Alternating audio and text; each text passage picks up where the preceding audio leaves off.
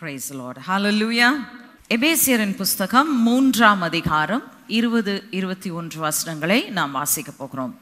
Ephesians chapter 3 verse 20 and 21. நாம் வேண்டிக் கொள்ளுகிறதற்கும் நினைக்கிறதற்கும் மிகவும் அதிகமாய் நமக்குள்ளே கிரியை செய்கிற வல்லமையின்படியே நமக்கு செய்ய வல்லவராகிய அவருக்கு சபையிலே கிறிஸ்து இயேசுவின் மூலமாய் தலைமுறை தலைமுறைக்கும் சதா காலங்களிலும் மகிமை உண்டாவதாக. ஆமென். ஹல்லேலூயா. தேவன் எப்பொழுதுமே நிறைவின் தேவனாய் இருக்கிறார். He is a God of abundance. அதற்கு காரணம் என்ன என்று சொன்னால் அது அவருடைய தன்மை. அவருடைய தன்மையிலிருந்து அவருடைய கிரியைகள் வெளிப்படுகிறது என்று சொல்லி நாம் பார்க்கிறோம். ஆகவே நாம் தேவனுடைய அந்த நிறைவை எதிர்பார்க்கவும் அதை பெற்றுக்கொள்ளவும் அழைக்கப்பட்டவர்களாய் இருக்கிறோம் என்பதில் எந்த சந்தேகமும் இல்லை. இதில் 2 காரியங்கள் நாம் பார்க்க வேண்டியது இருக்கிறது. இந்த வசனத்திலே சொல்லுகிறது, அந்த அதிகமாய் கிரியை செய்கிற வல்லமை நமக்காக கிரியை செய்கிறது, நமக்குள் கிரியை செய்கிறது என்று சொல்லி இங்கே 2 விதமாக சொல்லப்பட்டிருக்கிறதை நாம் பார்க்கிறோம். சபையிலே கிறிஸ்து இயேசுவின் மூலமாய் தேவனுக்கு மகிமை உண்டாகும்படியாக தேவன் இந்த வல்லமையை கொண்டு நமக்காகவும் நமக்குள்ளும் கிரியை செய்கிறார் என்பதை நாம் புரிந்து கொள்ள வேண்டிய ஒரு அவசியம் இருக்கிறது. ஆகவே இன்றைக்கு நம்ம இந்த வார்த்தையிலிருந்து புரிந்து கொள்ளுகிறது என்ன என்று சொன்னால், God cares both about the spiritual as well as the physical. சரீர பிரகாரமானதும் சரி ஆவிக்குரியதும் சரி 2 குறித்தும் தேவன் கவலை கொள்ளுகிறார். நமக்காக செய்கிறது அப்படின்றது எங்க செய்கிறாரு? இந்த உலகத்துல நம்ம வாழ்ற வாழ்க்கையில material திங்ஸ்ல God is willing to do greater things for us. ஆனா அதே நேரத்தில் நமக்குள் என்று சொல்லும் பொழுது அது ஆவிக்குரிய ரீதியில ஆண்டவர் நமக்காக செய்ய ஆசைப்படுகிற காரியங்கள் என்று சொல்லி நாம் பார்க்கிறோம்.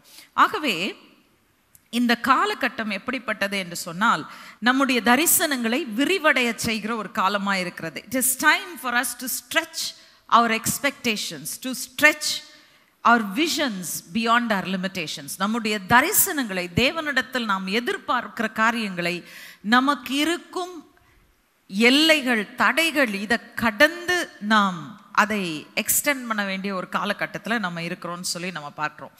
அநேக நேரத்தில் நம்ம பெற்ற வாக்குத்தத்தங்கள் சின்ன சின்ன காரியத்தில் கூட இன்னும் ஆண்டவரே நான் நீங்கள் வாக்குத்தத்தம் பண்ணினதை பெற்றுக்கொள்ளலையே, அதுக்குள்ளேயும் என்ன போய் விஷன் எக்ஸ்பேண்ட் பண்ண இன்னும் அதிகமானதை எதிர்பாரு அப்படின்னு சொல்கிறீங்களே, இது நியாயமா அப்படின்னு நமக்குள்ள ஒரு கேள்வி தோன்றதான் செய்யும். உண்மைதானே? எனக்கு ஏற்கனவே ஆண்டவர் சொன்னதில் நான் சின்னதாக தான் எதிர்பார்க்குறேன், அதுவே நடக்கலை. அதுக்குள்ள ஆண்டவர் என்ன சொல்கிறாரு? நீ நினைப்பதற்கும் வேண்டுவதற்கும் அதிகமாக கிரியை செய்கிறான், அதனால நீ அதிகமாக எதிர்பாருன்னு சொன்னால் இருக்கிறதே நான் இன்னும் எக்ஸ்பெக்ட் பண்ணுறதே எனக்கு நடக்கலையே, அதுக்குள்ளே என்ன விஷன் எக்ஸ்பேண்ட் பண்ண சொன்னால் எப்படி அப்படின்னு சொல்லி கேட்டிங்கன்னா, நல்லா கவனிங்க. சில நேரத்தில் நமக்கு ஆண்டவர் ஏன் இதை சொல்கிறார் என்பதை புரிந்து கொள்ள முடியவில்லை. That's the reason we are not able to expand the vision. அந்த 21ஆம் வசனம் ரொம்ப தெளிவாக சொல்லுது, இது நமக்காக இல்லை, நம்முடைய மகிமைக்காக இல்லை, நம்முடைய பேர் பெருமைக்காக அல்ல, அது தேவனுடைய மகிமைக்காக. ஹல்லேலூயா.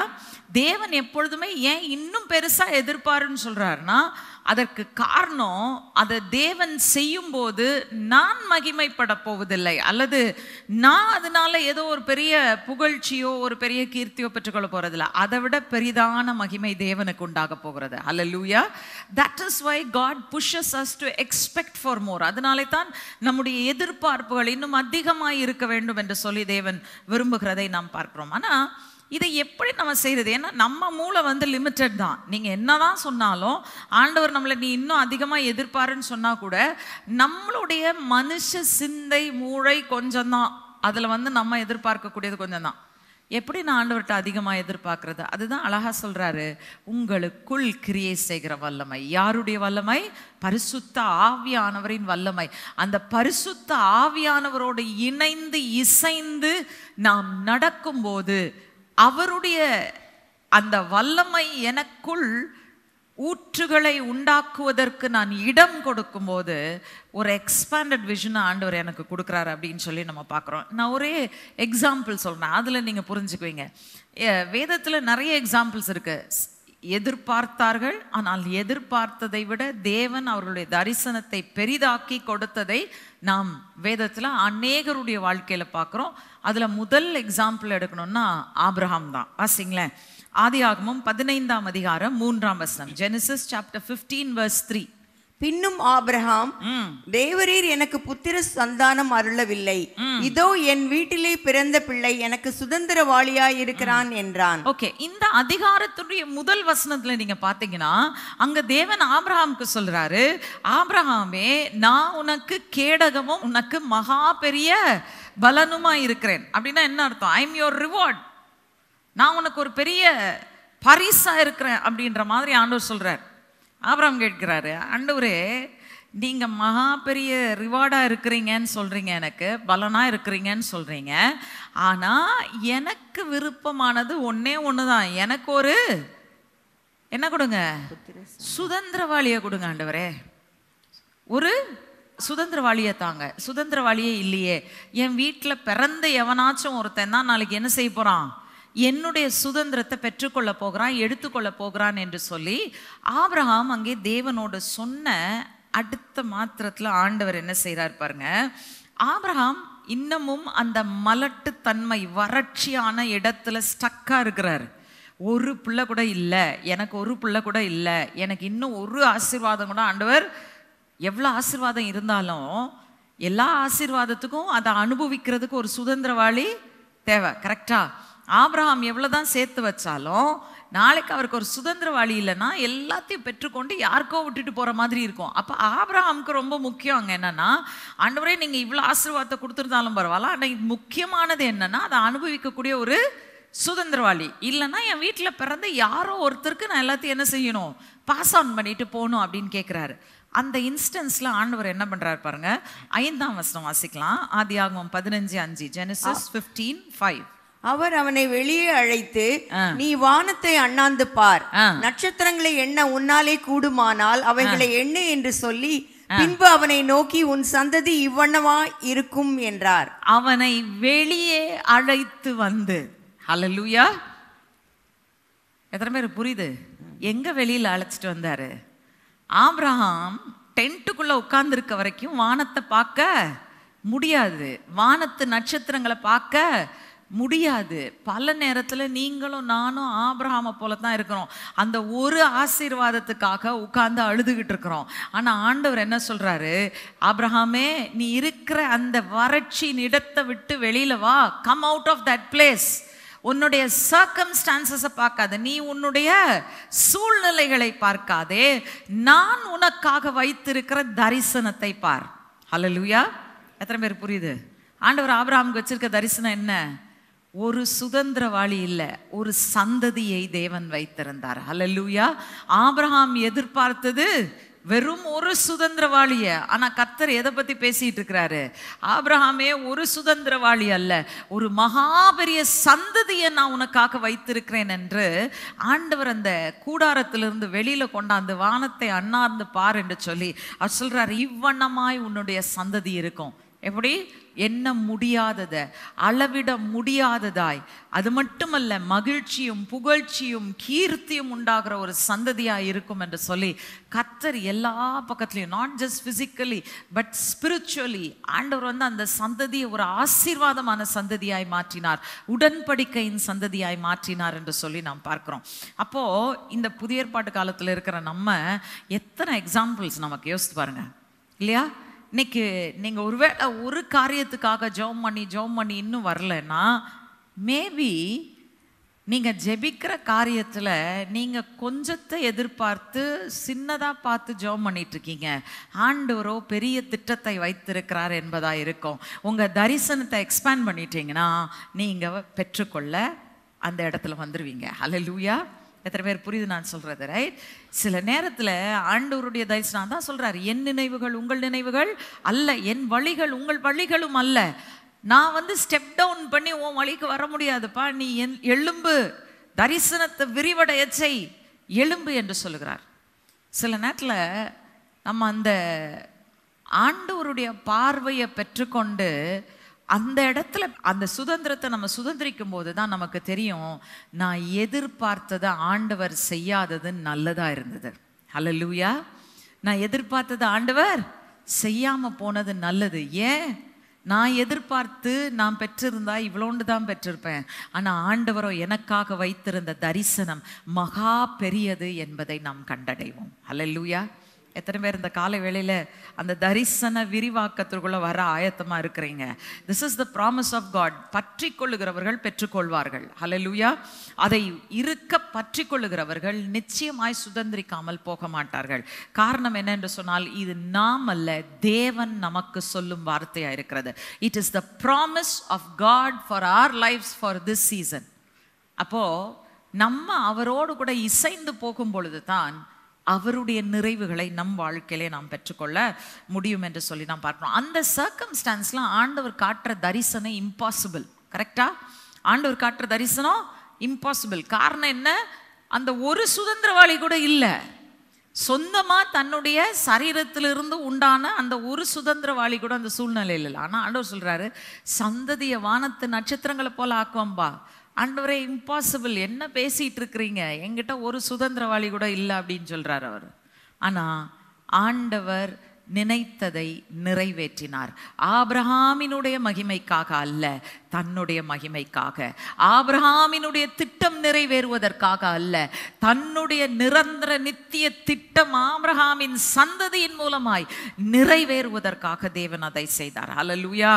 எத்தனை பேர் விசுவாசிக்கிறீங்க? இன்னைக்கு என் வாழ்க்கையில் ஆண்டவர் செய்கிறது எனக்காக அல்ல, அவருடைய மகிமைக்காக, அவருடைய நித்திய திட்டங்களுக்காக என்று நீங்கள் விசுவாசித்தால் நிச்சயமாகவே நீங்கள் தேவனுடைய மகிமையை காண்பீர்கள். ஹல்லேலூயா.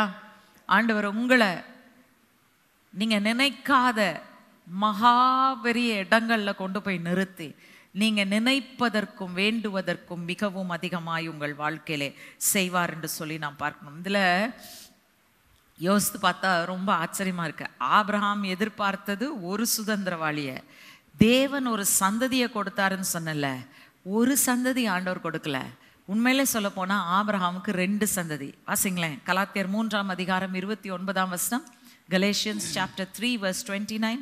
நீங்கள் கிறிஸ்துவினுடையவர்களானால் ஆபிரகாமின் சந்ததியாராயும் வாக்குத்தத்தத்தின்படியே சுதந்திரராயும் இருக்கிறீர்கள். ஹல்லேலூயா. ஆபிரகாமுக்கு வெறும் ஒரு சரீர பிரகாரமான சந்ததி மட்டும் இல்ல, ஆண்டவர் என்ன செய்தாரு? ஒரு ஆவிக்குரிய சந்ததியாய் உங்களையும் என்னையும் கொடுத்திருக்கிறார். அவர் எதிர்பார்த்தது என்ன? ஒரு சுதந்திரவாளி. ஆண்டவர் கொடுத்தது என்ன? ஒரு சந்ததி மட்டுமல்ல, 2 சந்ததியை கொடுத்தார். சரீர பிரகாரமாக ஒரு சந்ததியும் கொடுத்தாரு, ஆவிக்குரிய ஒரு சந்ததியும் கொடுத்தார். நீங்க யோசித்து பாருங்க, ஆபிரகாமுடைய நிலையில நின்று இன்னைக்கு ஆபிரகாமை பத்தி நம்ம பேசுறத அவர் சிந்தித்து கூட பார்த்திருப்பாரா? அவரால் அதை கிரகிச்சிருக்க முடியுமா? முடியவே முடியாது. காரணம் என்னன்னு சொன்னால், ஆபிரகாம் தன் நாட்கள், தன் காலம், தன் வாழ்க்கையை தான் பார்க்கிறார். தேவனுடைய தரிசனத்தை கண்டால் தான், when your vision is expanded, அப்பொழுதுதான் நீங்கள் தேவன் பார்க்கிற பிரகாரமாய் பார்க்கிறீர்கள். ஹல்லேலூயா. எப்பவுமே நம்ம பார்வையில தான் நம்ம பார்த்து, நம்ம பார்வையின்படி தான் நாம் தேவனிடத்தில் காரியங்களை கேட்கிறோம். ஆனால் ஆண்டவர் விரும்புறது என்ன தெரியுமா? என் பிள்ளைகள் என்று சொன்னால், என் ஜனம் என்று சொன்னால், தங்கள் பார்வையை விட்டுவிட்டு, தங்கள் தரிசனத்தை விட்டுவிட்டு என்னுடைய பார்வையிலிருந்து, என்னுடைய தரிசனத்திலிருந்து பார்ப்பாங்கன்னா அவங்க எதிர்பார்க்கிற கொஞ்சம் அல்ல, மிகவும் அதிகமாய் அவர்கள் பெற்றுக்கொள்வார்கள். ஹல்லேலூயா. காரணம் என்னவென்றால், தேவனுக்குள் இருக்கிற வல்லமை அப்படிப்பட்ட வல்லமையா இருக்கிறது. It's not a limited power, it is an unlimited power. ஹல்லேலூயா. அந்த அன்லிமிட்டெட் பவரில் தான் அவர் நம்மளை ஆசீர்வதிக்க விரும்புகிறார். இன்னொரு சம்பவம் வாசிக்கலாம். இது புதிய ஏற்பாட்டில், ஏன்னா நம்ம பழைய ஏற்பாட்டில் பார்த்தோம், இப்போ புதிய ஏற்பாட்டில் பார்க்கலாம். மத்தேயு 14ஆம் அதிகாரத்தில் இயேசு கிறிஸ்துவனுடைய வாழ்க்கையில் நடந்த சம்பவம் 15ஆம் வசனத்திலிருந்து 17ஆம் வசனம் வரைக்கும் நம்ம வாசிக்க போகிறோம். Matthew chapter 14 verses 15 to 17. சாயங்காலமான போது அவருடைய சீஷர்கள் அவரிடத்தில் வந்து, இது வனாந்தரமான இடம், நேரமும் ஆயிற்று, ஜனங்கள் கிராமங்களுக்கு போய் தங்களுக்கு போஜன பதார்த்தங்களை கொள்ளும்படி அவர்களை அனுப்பிவிட வேண்டும் என்றார்கள். இயேசு அவர்களை நோக்கி, அவர்கள் போக வேண்டுவது இல்லை, நீங்களே அவர்களுக்கு போஜனம் கொடுங்கள் என்றார். அதற்கு அவர்கள், இங்கே எங்களிடத்தில் 5 அப்பமும் 2 மீன்களுமே அல்லாமல் வேறொன்றும் இல்லை என்றார்கள். See, first வந்து disciples அந்த ரெஸ்பான்சிபிலிட்டியை எடுக்கவே ஆயத்தமா இல்லை இல்லையா? என்ன சொல்றாங்க? ஆண்டவரே அனுப்பிச்சிருங்க, அவன் போய் வாங்கி சாப்பிடட்டும், நம்மளால இந்த ரெஸ்பான்சிபிலிட்டியெல்லாம் என்ன செய்ய முடியாது, எடுத்துக்க முடியாது.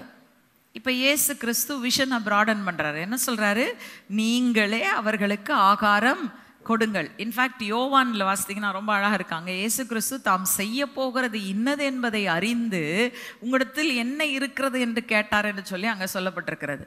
அப்போ நல்லா கவனிங்க, இங்க சீஷர்கள் அந்த பொறுப்பை ஏற்க கூட மறுக்கிறாங்க. ஆனா ஆண்டவர் என்ன செய்யறாரு?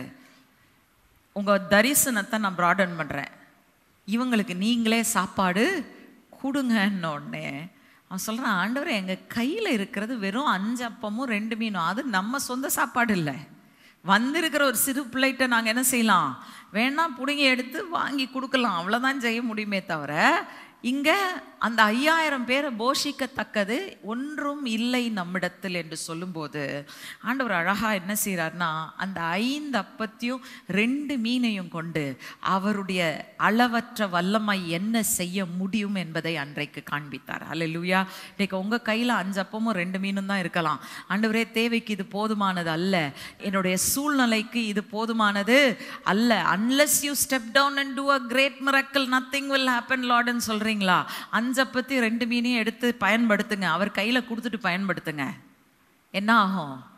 5000 பேர் சாப்பிட்டது மட்டுமில்ல, பெண்களும் பிள்ளைகளும் கணக்கே கிடையாது. ஆனா நல்லா கவனிங்க, இப்ப ஃபர்ஸ்ட் அங்க இருக்கிறது வந்து இன்சஃபிஷியன்சி. அதாவது 5000 பேர் இருக்காங்க, 5000 ஆண்கள் மட்டும், ரைட்? பெண்களும் பிள்ளைகளும் கணக்குல வரவே இல்லை. 5000 பேருக்கு 5 அப்பமும் 2 மீனும் இன்சஃபிஷியன்ட், போதுமானது அல்ல, போதுமற்றது, ரைட்? இப்போ என்ன செய்திருக்கலாம் இயேசு கிறிஸ்து? சரி, அதை எடுத்து அற்புதம் தான் செய்றார். எல்லாரும் சாப்பிட்டு திருப்தி அடைந்தார்கள், அந்த ஆகாரம் நின்று போயிற்று அப்படின்னு சொல்லலாம் இல்லையா? சொல்லாமா இல்லையா? சொல்லுங்க பார்ப்போம். அதானே வேணும்.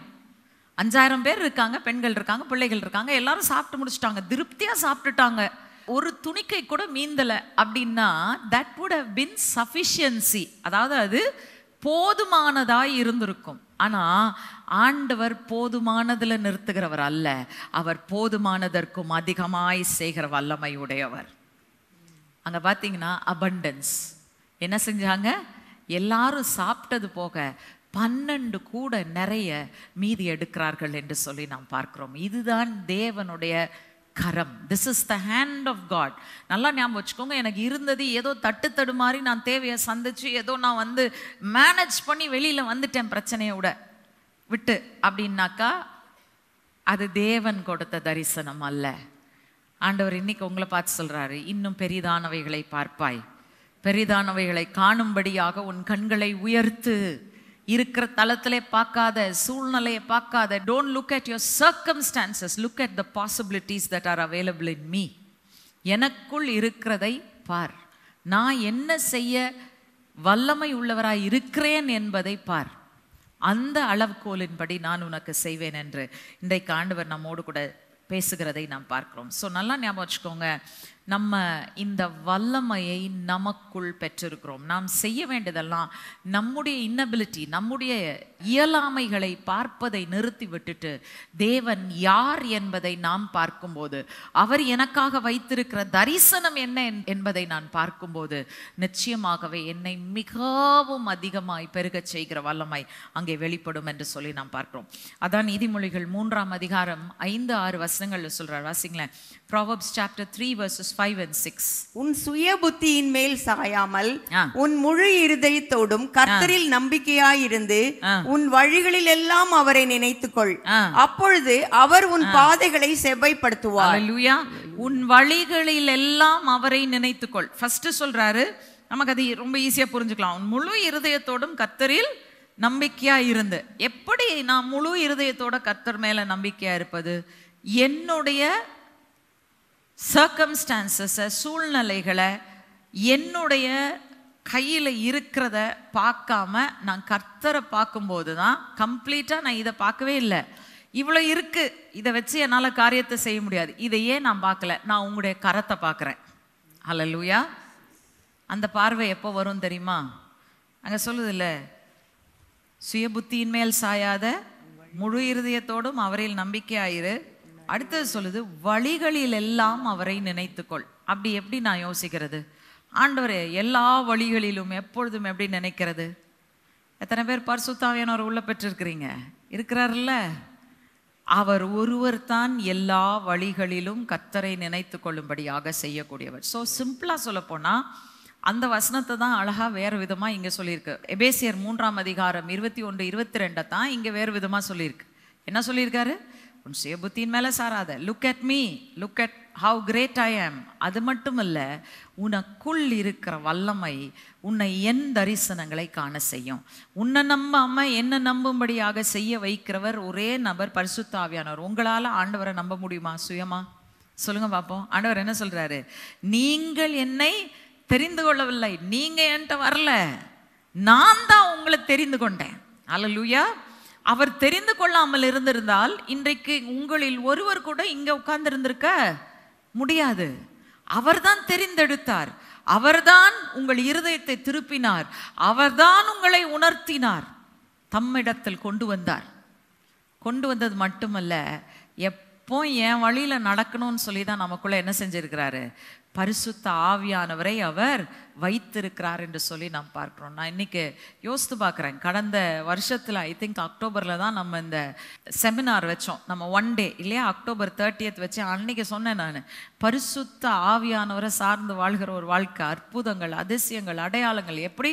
Only by the Holy Spirit. பரிசுத்த ஆவியானவருக்குள்ளே நீங்கள் நிறைந்து, தயவு செய்து இந்த மாதத்தில் ஒரு பாயிண்டாக வச்சுக்கோங்க, காலையில் எழுந்து அட்லீஸ்ட் ஒரு 20 நிமிஷம் அன்னை பாஷையில் நான் நம்புகிறேன், ஏற்கனவே செஞ்சிட்ருக்கீங்க, 20 நிமிஷம் செஞ்சிட்டு இருந்தீங்கன்னா அதை ஒரு 30 நிமிஷமாகவோ 40 நிமிஷமாகவோ மாற்றுங்க. 30 நிமிஷம் செஞ்சுட்டு இருந்தீங்கன்னா என்ன செய்யுங்க? ஒரு 3/4 மணி நேரம் இல்லைன்னா 1 மணி நேரமாக அதிகரிக்க பண்ணுங்க. எதுக்கு அப்படின்னு சொன்னால், ஒன்றும் இல்லை, நீங்கள் உட்கார்ந்து அந்த அந்நிய பாஷையில் ஜெபிக்கும்போது உங்கள் சுய கருத்தெல்லாம் என்ன செஞ்சிருச்சு? சுய புத்தியின் மேலே நீங்கள் சாய முடியாது. ஏன்னா இங்கே யார் ஜெபம் பண்ணுறா? நீங்கள் ஜெபம் பண்ணல, உங்களுக்குள் இருக்கிற பரிசுத்த ஆவியானவர் பிதாவின் சித்தத்தின்படி உங்களுக்காக வேண்டுதல் செய்கிறார். இப்போ என்ன நடக்கும்? உங்கள் தரிசனம் உங்கள் தலையில் இருக்குமா? கர்த்தருடைய தரிசனம் தலையில் இறங்க ஆரம்பிக்குமா? அவர் தரிசனம் ரீப்ளேஸ் பண்ணிடும். அல்லேலூயா. அவர் வச்சிருக்கிற பெரிதானவைகள் உங்கள் சிந்தைக்குள்ளே நிரம்ப ஆரம்பிக்கும். இல்லைன்னா நீங்கள் இன்னமும் சிறிதானவைகளில் தான் உட்கார்ந்துருப்பீங்க, பெரிதானவைகளுக்கு வர முடியாது. நீங்கள் எதிர்பார்க்கிறது ஒரு சுதந்திரவாளியாக இருக்கும், கர்த்தர் கொடுக்க விரும்புகிறது 2 சந்ததியாக இருக்கும். அல்லேலூயா. புரியுதா?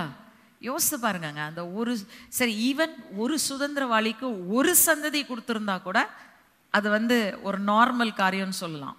ஒரு சந்ததி இல்லை, 2 சந்ததி ஆண்டவர் கொடுத்தார். ஒரு சரீர பிராரமான சந்ததி, ஒரு ஆவிக்குரிய சந்ததி. இன்னைக்கு அதை கணக்கிட முடியுமா? சொல்லுங்க பார்ப்போம். You cannot count the number of Jewish people, Christian people அலை. ஆண்டவரை விசுவாசிகளை உயிரோட இருக்கிறவங்கள என்றதே கஷ்டம்.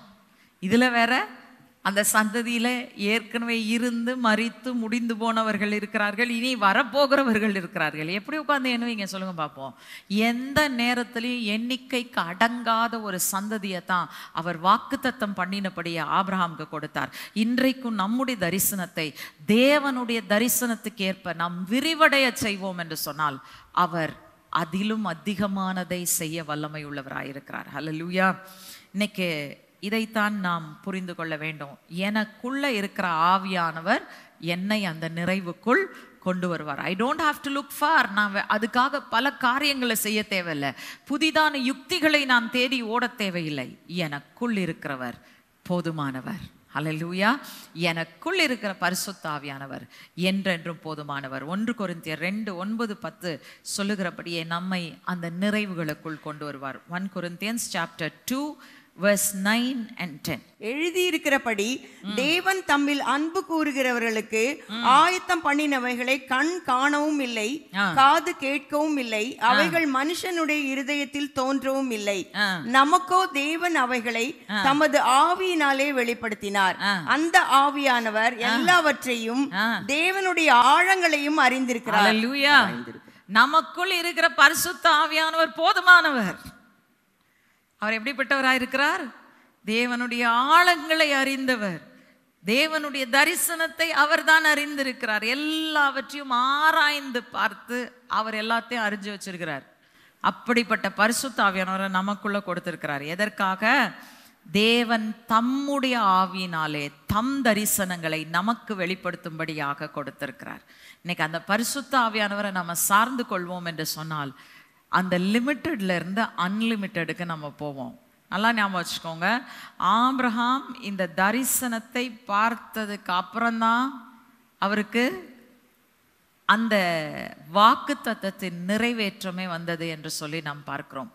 அந்த வாக்குத்தத்தத்தை தேவன் கொடுத்தது மட்டுமல்ல, அவரை அது நிறைவுக்குள் கொண்டு வந்தார் என்று சொல்லி நாம் பார்க்கிறோம். அதே போல் இன்றைக்கு நாமும் தேவனுடைய அந்த தரிசனத்தை நாம் பெற்றுக்கொள்வோம் என்று சொன்னால், பற்றிக்கொள்வோம் என்று சொன்னால், நிச்சயமாகவே நாம் நினைப்பதற்கும் வேண்டுவதற்கும் மிகவும் அதிகமாய் கிரியை செய்கிற வல்லமை எப்பொழுதும் நம் வாழ்க்கையில கிரியை செய்கிறத நம்ம பார்ப்போம். உண்மையிலே நான் யோசித்து பார்த்தேன். பல நேரத்தில் நம்ம சொல்றோம் இந்த உலக வாழ்க்கை ஒரு வனாந்திர வாழ்க்கை, ஒரு போராட்டமான வாழ்க்கை. ஆனால் கிறிஸ்துவையும் அவர் வல்லமையையும் நீங்கள் அறிந்திருந்தால் இந்த வனாந்திரமும் செழிப்பான வயல்வெளியாய் மாறும் வாழ்க்கையாய் அது மாறிவிடும். ஹல்லேலூயா. It's true. உலகத்துல இருக்கிறவனுக்கு இது ஒரு வனாந்திரம் தான். ஆனா கிறிஸ்துவுக்குள் இருக்கிற உங்களுக்கும் எனக்கும் வனாந்திரமும் செழிப்பான வயல்வெளியாயிருக்கும். ஹல்லேலூயா. காரணம் என்ன?